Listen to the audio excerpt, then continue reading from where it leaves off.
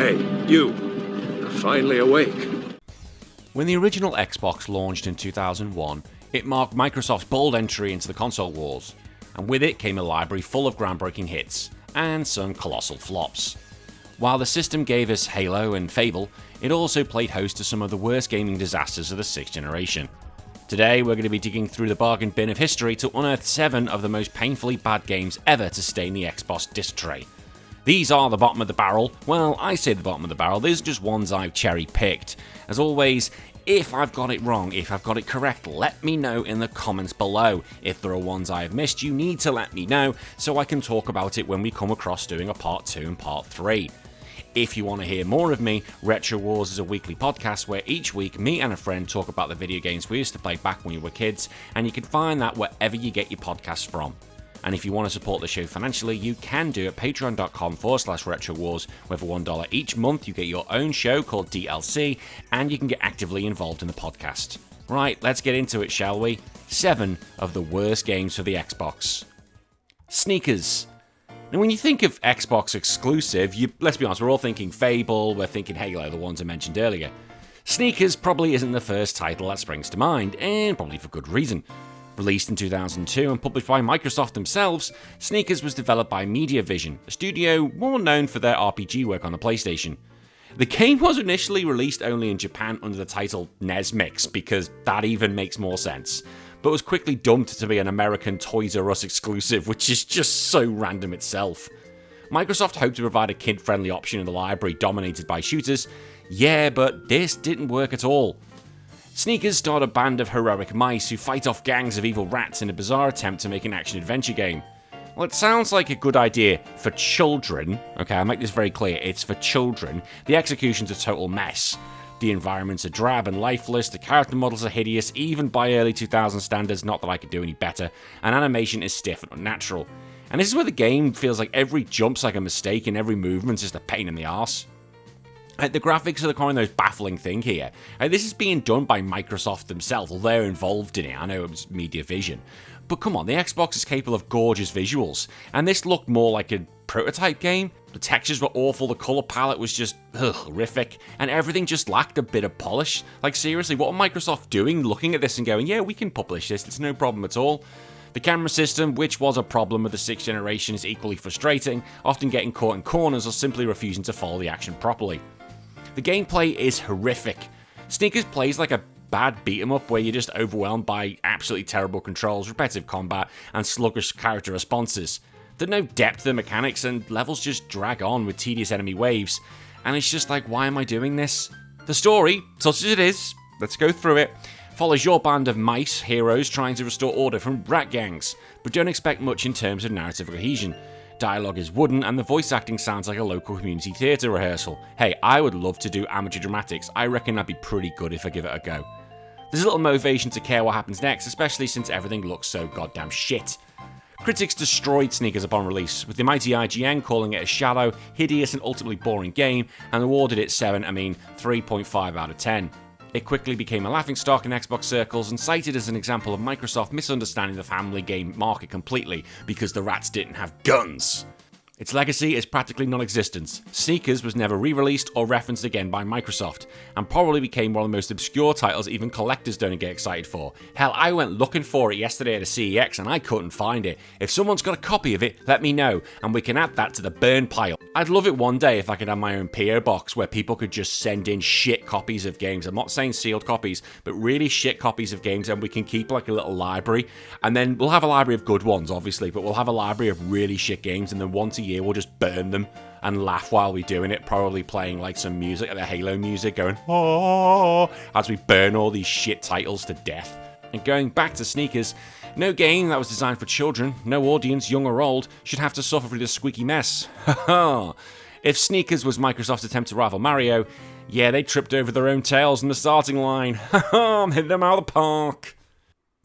Drake of the 99 Dragons. Like, this was a poster child for everything wrong with the 2000s. This is developed by Idle FX and released in 2003. The game was meant to actually start off a multimedia franchise spanning comics, animation, and sequels, but instead of birthing a legend, Drake immediately face-planted onto the bargain bin and became infamous for his abysmal quality across the board.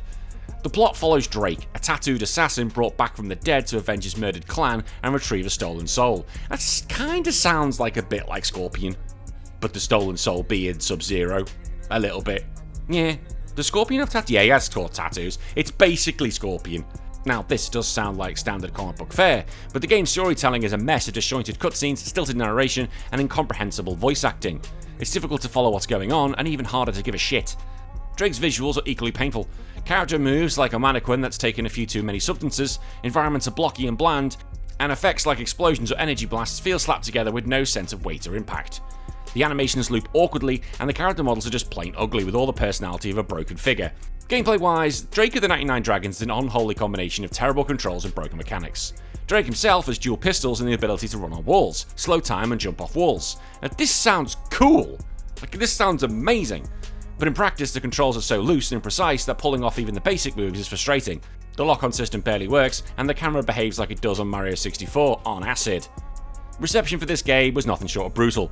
Drake of the 99 Dragons received some of the lowest scores of generation, with many critics calling it one of the worst games of all time. IGN gave it a scathing 2.9.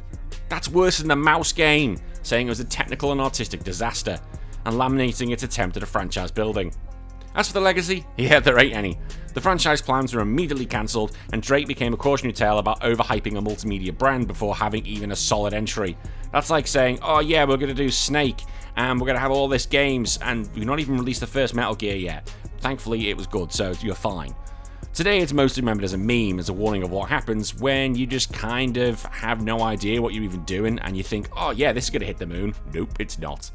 You know a game's in trouble when even walking in a straight line feels like a boss battle. Drake of the 99 Dragons isn't just bad, it was a legendary catastrophe.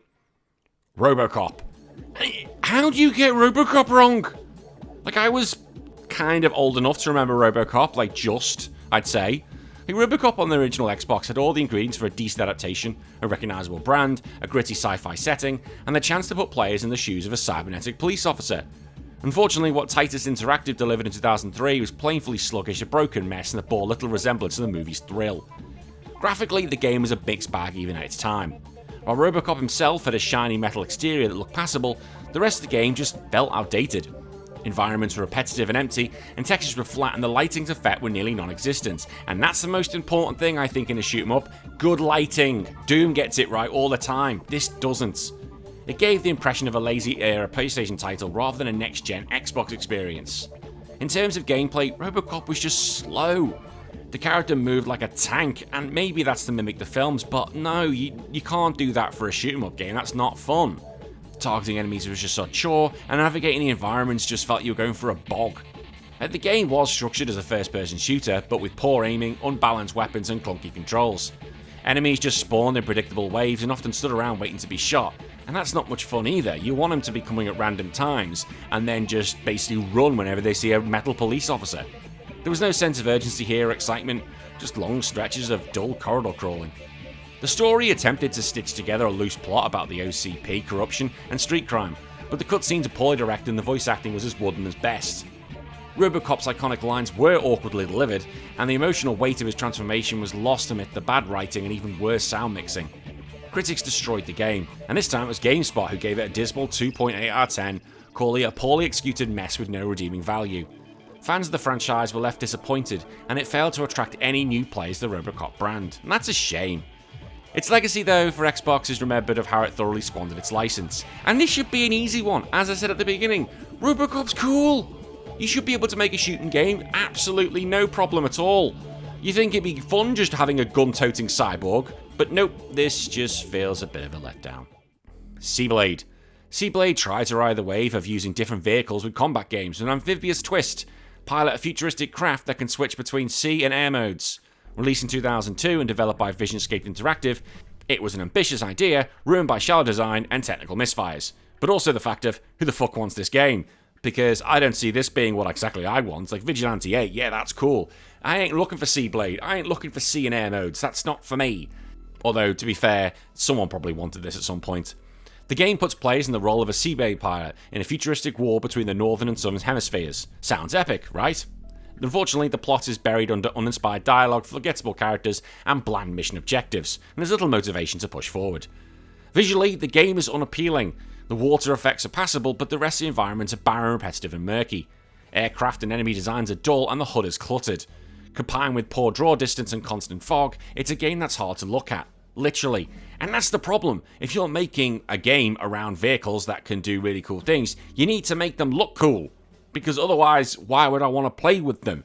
And if you've got the constant fog, well, that's a South Park issue, isn't it? Because you can't show distance properly.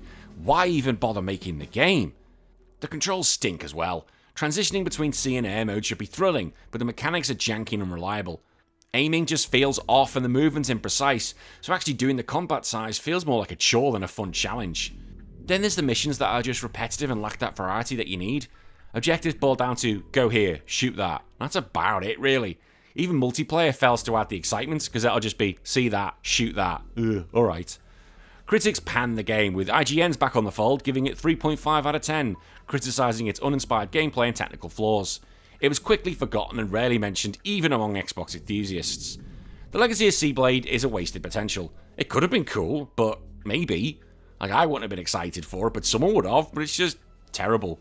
Seablade was looking to be that Fast and Furious on land and sea, but it ended up drifting away in shallow waters.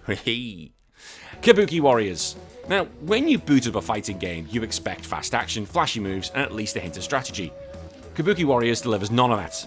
Released in 2001, this Xbox-exclusive fighter was developed by Genki and co-published by Crave Entertainment and is widely considered one of the worst fighting games ever made. Now, I understand at that time this was, I think it was one of the launch titles, but they were trying to get a good fighting game out there because every console needs a fighting game, although in reality, just make Killer Instinct. That's all you need to do, more Killer Instinct. Right from the start, Kabuki Warriors looks like a tech demo gone wrong. The characters are crudely modelled with laughable animations. The stages, and I mean the stages because they're actually fighting on a stage, are just boring. It's the same thing over and over again. The gameplay is just terrible. Each character has a laughably small moveset, and most fights can be won just using a single button. There's no combat system, no depth, and no real variation between characters. It's as if someone's watching the fighting game trying to recreate it from memory. And the weird thing is, though, is that I said you're fighting on a stage. It is the game's presentation. The characters are dressed in these flamboyant, traditional Japanese attire, but there's no cultural context or explanation why they're doing that. The game just tries to be stylish, but because of you looking like you're on a stage getting money from the crowd, it just feels like a parody in itself, when the idea itself could have been really good. I don't think it would have worked very much in the Western markets, but very much on the Eastern markets and the Japanese markets where you're focusing on that culture. That really could have worked, but it just didn't look balanced. It just looked a mess, and I said, yeah, it looked like it was an accidental parody rather than trying to be something serious. Critics tore this game apart, and Kabuki Warriors earned a 1.1 out of 10 from GameSpot, who called it an insult to fighting games and is regularly featured on the worst games of all time list, and I can understand why.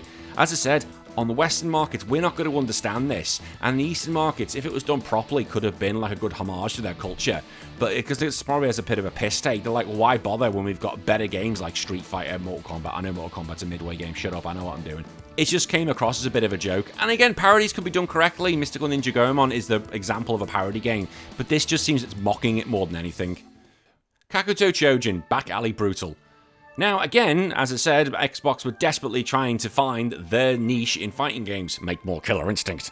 Kakuto Chojan was Microsoft's attempt at a dark, edgy fighting game exclusive. Released in 2002, it was developed by Dream Publishing and touted flashy graphics and brutal street-style combat. But what we got instead was a shallow, controversial mess that just flamed out instantly. On the surface, Kakuto Chojan looked impressive. The character models were quite detailed, and the environments featured dynamic lighting and realistic textures. But looks can be deceiving. Beneath the visual polish was a game that saw lacking any gameplay substance, and that's the problem. The combat was just crap. Each character had a limited moveset, the combos were clunky to execute, and there's no real incentive to learn advanced techniques. Much more was that the fact that when you actually got a knockout, the camera did a weird spinny thing. I was like, why? Were you trying to be dramatic? It doesn't work like that. It looks stupid. Even worse, the game sparked controversy for including Arabic chanting in one of the background tracks, which many found offensive. This led to the game being recalled and permanently pulled from stores, so if anyone's actually got a copy, that could be quite rare. Critics were unimpressed, and IGN, good old IGN, gave it a 4.9 out of 10, criticising its uninspired combat and lack of features. And in fact, the game's recall only solidified its fate as a footnote in Xbox history and maybe as in gaming legacy because you can't get it anymore. Kakuto Chojan had no style but absolutely no substance. And that's the problem. If you've got a cool looking fighting game but it plays like shit, no one's gonna want to play it. I'm looking at you, Street Fighter 3 New Generations. And finally, Pulse Racer. What's worse than a bad racing game? Boring one. Pulse Racer, released in 2003, aimed to blend futuristic racing with a health management mechanic, where your driver's vitals impacted your performance. Like, again, this is one of those things, it sounds creative until you actually play it. But right away, Pulse Racer feels off. The controls are crap, the sense of speed is non-existent, and the vehicles handle like shopping carts on ice. The tracks are just boring with bland layouts and recycled textures that do nothing to get the adrenaline pumping. And that's the idea, because the gimmick of managing your racer's heart rate might sound novel, but it adds nothing fun or meaningful. So instead of focusing on the racing strategy, you're micromanaging stats that slow the game down even more.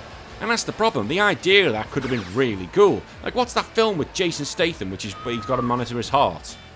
Crank, that's the one. Like, I'm not implying, you know, for a pit stop you've suddenly got to go get it on and get your heart rate going that way, but that'd be quite cool. Crank was cool. Crank was a cool movie. And this could have worked, and I imagine if you're actually in a racing car, your heart rate's going to be going a million miles an hour. I'd be full-blown pooing myself if I was like in an F1 car, I really would. But here, it just flops badly. Visually, the game's just a low-budget eyesore. The graphics were dated, even for 2003. The UI is clunky, and the sound effects just, ugh. There's no energy here, no thrill. Just a really boring game. And Game Informer thought so as well, because they gave it a 1 out of 10, calling it an abomination of a racing game. It was a critical and commercial failure, and has mercifully been forgotten by everybody. This is a perfect example of how not to innovate. Sometimes it's just better to stick with the basics than ask for a twist that nobody wanted. And that's it, 7 of the worst games ever to grace the original Xbox. Again, did I get this right or did I get this wrong? Let me know in the comments below if you think there are ones I need to put in there. And as always, if you think I've deserved it, please leave a like and a subscribe, and I'll see you all in 3 more days from the list. My name's been Danny, you all take care of yourself, bye bye.